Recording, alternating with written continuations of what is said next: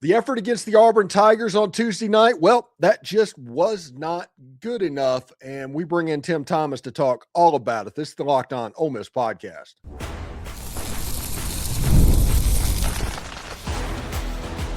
You are Locked On Ole Miss, your daily podcast on the Ole Miss Rebels. Part of the Locked On Podcast Network, your team every day. Welcome to the Locked On Ole Miss podcast, the most watched Ole Miss podcast out there. I'm your host, Stephen Willis, a 10-year veteran member of the national media with Yahoo Sports and a former staff member at Ole Miss with Ole Miss football. We're part of the Locked On Podcast Network. Now it's the number one sports podcast network in America. That is all because of fans like you taking in content like this. We can't thank you for that enough. On today's show, we're going to talk about, honestly, the embarrassment that was the loss to Auburn. It wasn't the fact that you lost a basketball game to Auburn. They're a good team. They're talented. They are 12 months away from being the standard of college basketball. But it's how it went down to the point where they played well. They had runs to get close, but the effort of the big men was lacking. And at the end of the game, all of a sudden, 6'5" Zach Day is playing one of the big man positions. So we'll talk to Tim Thomas all about that, all of this and more in today's Locked On Ole Miss podcast. Remember, we're free and available in all the podcast apps and on YouTube. And a special hello to the insiders and everydayers who make this show what it is, your team every day. Today's episode is brought to you by FanDuel. FanDuel is officially in playoff mode. Every game during the NFL playoffs, FanDuel is giving customers even more ways to get in on the action. Visit FanDuel.com to get started. So, Tim, one thing's interesting to me, and I'm of the opinion the effort that we saw from the big men in particular for Ole Miss against Auburn, that cost Ole Miss the game. It wasn't a talent issue like Ben Garrett said. It wasn't talent happened. It was effort. It was want to. It was all of the stuff that last year the Ole Miss team had, and they're struggling mightily this year with it. Beard talked about it in the presser, as people probably don't know already. He was very mad, very ill. He held it back better than I would. I'm totally disappointed, just a former player, embarrassed of the effort there. I'm not sure what's going on with Dia, James Scott, Cassis. Cassis seems to be playing hard at times. He don't get a whole lot done except for fouling. He fouls a whole lot. Dia, I don't know if it's spiritually, mentally, physically, but him and Scott, I know Scott real well. I hadn't seen him much since he came from Louisville, but they're soft. Man, they're so soft. They don't want to get physical. They don't want to get in there and dig in and do things. They're really soft. Dia would rather stay out there and shoot an NBA three than go inside and make a few plays like Brakefield did last year and make some shots and score inside and get some foul shots. Auburn had nearly 40 free throws, and we had maybe 20. I'm not sure of the number, but it was just embarrassing. I'm frustrated. Our Beard's going to have some heart-to-heart talks, and these guys are professional players, correct? In the G League, maybe you might call it. They're getting paid many bucks. I don't know what you do. We talk about the contract situations that are going on in football and all that, and I don't know. I think he's going to question a lot of these guys and go right to the heart and figure out what they made out of. I don't know. It may be a totally different lineup against Kentucky this Saturday, but they're going to have some heart-to-heart stuff that I wouldn't want to be a part of. But I'm glad to see that he's really upset about it and he's going to do something about it. It'd be nice to see that we could come back and play well against Kentucky, but I don't know if it's possible or not. My father always used to talk about whenever he talked about football in Ole Miss, he talked about Johnny Vaught. And he was like, sometimes Johnny Vaught would just lose a game to prove a point. And he would say that, and I would just kind of roll my eyes. He's talking about uphill both ways, all of that stuff. And last night, Chris Beard kind of intentionally lost that game. He's going to put Zach Day in and take the big men out for like the last 8 minutes of the game, essentially eliminating any opportunity to win the game. But you actually saw that in real time. Yeah, I don't know. I see what you're saying. It may be true, but over the last month, he's been doing that all along. He's been taking the first team out, putting the second team out in, and if they don't do it, he puts whatever's left and put them in. He's been doing that for the last month, and we saw a little bit of, it was changed a little bit with the Missouri game. It seems better. It still wasn't great. And let's be honest, I think Beard would be honest with you too. He called it good fortune. Against Mississippi State, Hubbard had a layup at the end to win it. He just missed it. I don't know how he missed it. The Lord came in and took it away. I don't know. But then in the game before that, the little shot by Pinkins at the end, that could have easily went the other way. So we could be easily 1-5 instead of 3-3. But I think he's going to talk to him to quit playing the victim, guys. Quit playing, everything's against you. And, I'm getting on to you. I'm getting up in your face and talking to you. I'm trying to wake you up. But so far, so good. He is evidently – I wanted to talk about this earlier, but I've tried to let it go. The coaches have missed on some of these evaluations. I know we got talent. I know these guys are talented. There's more to it than talent. There's character, man. There's character and heart and wanting to play hard and effort and all these other things. And some of these guys, and I'm not going to name anybody, but you can say it pretty clear with the game, that the effort issue is there, the heart issue and character is not there in some of these guys. All right, so we have all the bad stuff that we've just talked about, and we started the show with it and all of that. Let's close out on this Auburn game with a couple of things that we were impressed with. And first and foremost to me was Travis Perry balling out from outside the arc. That is something that everybody has been waiting on. I'm not going to say he was automatic, but he looked like he was advertised in that ball game. Yeah, if it hadn't been for him, would have been probably eventually probably ended up being a 30-point game, because if he hadn't hit those threes and kept us in close, the way our guys are playing right now, a lot of it's one-on-one. They don't run offense very well, just to be honest. They give it to Storr. When Dia's not playing well, they'll give it to Storr, just let him go one-on-one. And if he can't get it with a one-on-one, he'll pass it out to Pinkins or Perry. But it was good to see. So proud of Travis. He's really hot. He's feeling it. He's hard for him to get open, as we talked about last week. He has trouble getting open. They're going to have to find some ways to get him open. But he is hot right now. We need to feed him, and we're going to definitely need him against the Wildcats Saturday. Yeah, and that's going to be a pretty big game for him. I can't imagine a kid from Kentucky who was basically a member of the team that was basically Hoosiers winning the state championship in Kentucky, played at Kentucky, transferred out of there. I can't imagine how amped he's going to be in Rupp Arena. I would figure he has several members of the family want tickets at the old Rupp Arena. I think it still holds around 23,000. Nice place, enjoyable place to play. I enjoyed it. We never had any luck up there. We did win a couple in the SC tournament. They held it up there one year. Yeah, it's going to be interesting. It's so good to know that at least he is hot right now. He's seeing the big old hole there. It's not a little small basket. He's seeing it.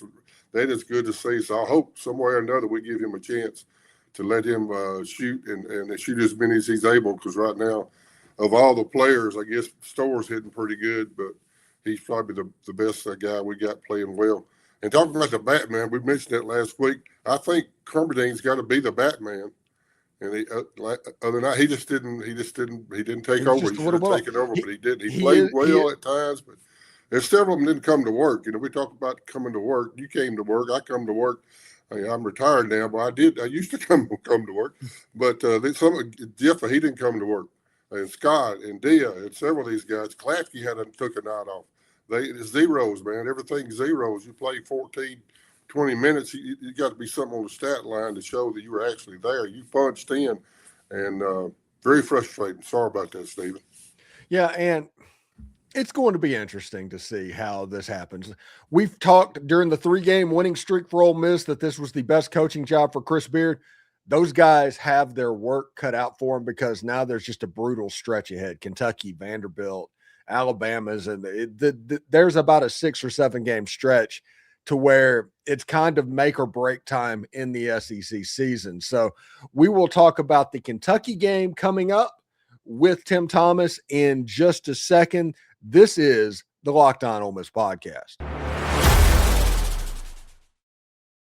The NFL playoffs are here, and FanDuel is giving all customers more ways to get in on the action every single game day of the playoffs, because right now, every NFL playoff game days, FanDuel users are getting a profit boost waiting for them in the app. Here's what I love about it. You get more and get to use the profit boost on the bets that you already feel good about. You either can ride with the favorite when you think that team controls the matchup, take a shot on the underdog when you feel an upset's coming, or you can simply build a parlay around moments and players that you think will decide the game. Then you apply the profit boost and go after even bigger winnings. When you win, FanDuel pays out instantly, which is perfect for playoff football. FanDuel is the best place to get in on the action all playoff long. So visit FanDuel.com to get your college football, your NFL playoff profit boost every single game day. Do us a favor, like, subscribe, and comment on the video. Subscribe to the podcast on whichever audio podcast you're listening to and give it a 5-star review. It costs nothing but keeps all of this free. Thank you for making Locked On Ole Miss your first listen of the day, and thank you for making Locked On the #1 sports podcast network in America. That's all because of you. Thank you for coming to this channel. You already live your team every single day. Now take it up a level and go ad-free. Join the Everydayer Club and get Locked On Ole Miss with no interruptions, members-only Discord access, and more, all for just $5 per month or $50 per year. Go to lockedonolemist.supercast.com or check out the link down in the show notes to learn more. All right, Tim, this is what I remember about Kentucky and Rupp Arena.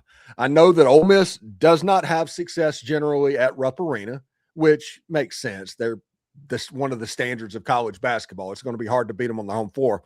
But I remember one game in the 90s, potentially more than everybody else. And it could have faded a little bit because it's been about 35 years at this point. But it was a game where Joe Harvell could not miss.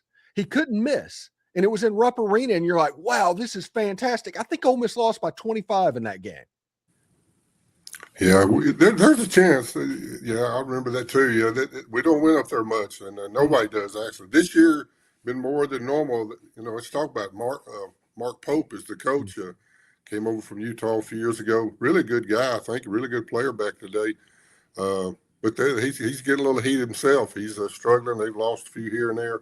I think they're playing some better, so we need to get them this Saturday. We could get. I'm telling you, the things change.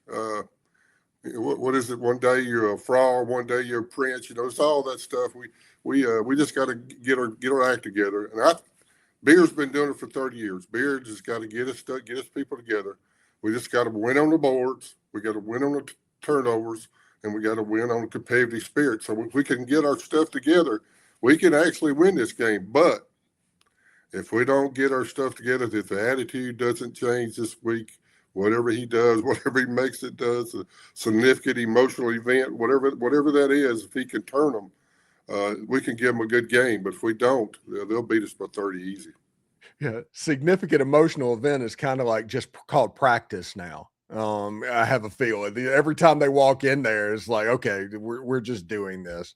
He's going to have some heart-to-heart talks with these guys. Sorry, he's going to really get these guys in his office. I don't know if it's maybe the whole team. They may have a team meeting. They're going to get down to the nuts and bolts, baby. They're going to get serious. He is past time. He's tired of all this. He's fed up with it. He probably didn't sleep a wink last night. I didn't sleep a whole lot, and it frustrates me. And Beard makes a little bit more than I do. But I think he's going to really, and all those coaches are going to chime in. And whatever leaders we have, if we have any, I struggle to think that we really get any. I don't know. Dia was supposed to be. He ain't happening. Storr is kind of quiet and kind of shows by performance. Travis Perry seemed like he tries to be a leader, but he struggled shooting, but now he's shooting better.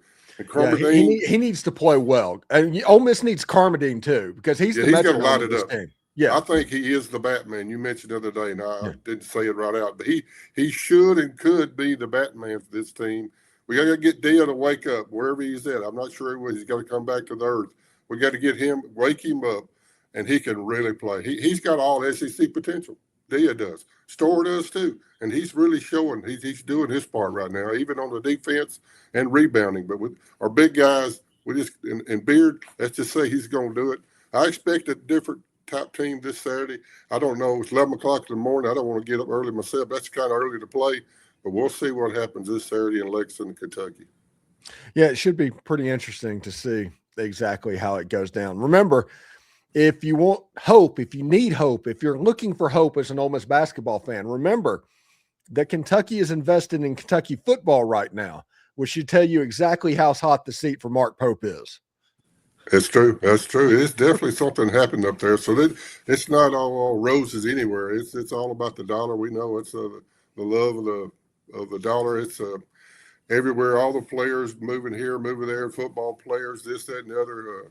So let's talk about something good. Is Chambliss coming back? We think he's coming. Definitely going to get back. I hope he does. I talked to a source inside of Ole Miss, and they said it's possible that they hear something on the waiver today about Trinidad Chambliss. And it's one of those things where I'm going to be honest. Everywhere I look, everybody's excited about this and thinks it's a foregone conclusion. To my knowledge, as we record this, the meeting hasn't even transpired yet. So I don't know where that confidence is coming from at the moment. But a source inside of Ole Miss says that they could hear something today. And make no mistake, even if it's bad news today, it just goes back to the court system. And you can see by Alabama getting a temporary restraining order for eligibility of a player that has signed 3 professional contracts in the G League, lets you know exactly how this injunction is likely going to go for Trinidad Chambliss in the state court. So I still think Trinidad Chambliss is going to be the starting quarterback in 2026. Everybody at Ole Miss is supremely confident of what they're going to get from this waiver for some reason, and there's a chance that we hear something today. That's what I know about Trinidad right now. I hope so. He seemed like a good kid. Everything I've seen, I love him and his mother praying before the game. Just good to see. I know he's a sinner just like the rest of us, but he's feel like he tries to do right. He put forth the ultimate effort on every play. And let's go back to basketball. Yes, full effort every play. Boy, we need that. And I don't know about the snow. I noticed the weather. James Spann has talked about the weather going to be bad all over the southeast, so that might be an issue also, getting there and getting back. But not all over. We hope the Rebels are not ice cold. Yeah, they were talking. Jim Cantori's tweeting about a potential ice storm in basically Oxford and northern Mississippi and Alabama coming through. And when he's doing that, that's not a good sign. Anytime Jim Cantori talks about where you are, that's probably bad news. Yeah, it's supposed to hit us pretty hard here in North Alabama too. We've had to make some different changes with the plans for the weekend and so forth. But let's just go ahead and say we're going to go up to Kentucky and we're going to win, no doubt about it. If we get on the boards, if we have an attitude, we get on the boards, full effort by everybody. Dia's got to wake up. Dia, we got to have him. Kamardine's got to do his thing. Travis Perry needs to score about 20. Klafke needs to come in and do his thing. Pinkins needs to keep doing his thing. We need help from James Scott, Cassis inside. The guys got to get together, play as a team, forget about whatever happened in the past. Let's look forward to the future, and let's get a win up in Kentucky. Absolutely. Tim Thomas joining us each and every week like he always does. He'll be back in next week as well. Anyway, Tim, thank you for stopping by, and have a good weekend, buddy. Hotty toddy, I guess. I hear you. Hotty toddy. God bless. See you. God bless. All right. All right. Thanks for tuning in today on the Locked On Ole Miss podcast. We're going to continue to talk transfer portal all week. We're going to talk about Ole Miss and Kentucky as the game gets a little bit closer. We're on all the social channels, so you can check that out as well. If you never miss an episode, the Everydayer Club is for you. Get the Locked On Ole Miss podcast ad-free, plus members-only Discord access and more. Head to lockedonolemess.supercast.com to join the club. For those of you on video, we're going to send you the first ever 24/7 National Locked On Podcast Network YouTube channel. On audio, make sure you make your second listen Locked On College Football. Hotty toddy, everybody. And Ole Miss trying to pick up the win in Rupp Arena. Doesn't happen much. Can happen here. So we'll see how it goes. Hotty toddy, everybody.